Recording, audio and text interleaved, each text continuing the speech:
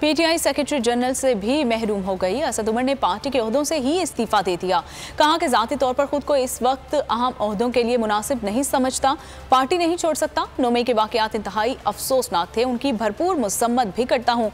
मुल्क में 7 stake holders हैं जिनमें तामीरी बातचीत से ही मुल्क को आगे चलाया जा सकता है। 9 मई के बाद खास तौर पर मैं सेक्रेटरी जनरल तहरीक इंसाफ की जो जिम्मेदारी है और कोर कमेटी की मेंबरशिप, उससे मैं मुस्ताफी होऊंगा। मेरे पर कोई दबाव नहीं था। जो मैंने आपको फैसला किया है ये मेरा अपना फैसला है। पार्टी छोड़ी थी, मैं पार्टी छोड़ने का बोलता। जराए क्या होते हैं ये पता करने के लिए कि कोई जमात मकबूल है या नहीं है, या सर्वे होते हैं या इलेक्शन होते हैं। सर्वे के अंदर आपको नजर आया कि तहरीक इंसाफ की मकबूलियत बढ़ती चली गई हुकूमत छोड़ने के बाद। अगले सर्वे आने की मैं बड़ा यकीन हूँ कि 9 मई के बाद कोई इम्पैक्ट आया पीटीआई के ऊपर या नहीं आया। अगर उन्होंने फैसले अब गलत किए जो पाकिस्तान के, और इसका फैसला कौन करेगा कि उन्होंने किए फैसले ये सही किए फैसले, मैं नहीं करूंगा, वो फैसला करेगी पाकिस्तान की अवाम। अगर पाकिस्तान की अवाम को लगा उन्होंने गलत फैसले किए, वो आपको नजर आ जाएगा। फौज की ताकत जो है सिर्फ उसकी बंदूकों से नहीं होती। फौज की ताकत जो है वो जब कौम पीछे खड़ी होती है तो फौज की ताकत बनती है। एक शफाफ तहकीकात होनी चाहिए जिसके ऊपर कौम को एतमाद भी हो कि जो तहकीकात की जा रही है वाकई में जो मुलव्विस थे इसके अंदर, उनके ऊपर भरपूर तरीके से एक्शन होना चाहिए। ज्यादातर ऐसे लोग हैं जो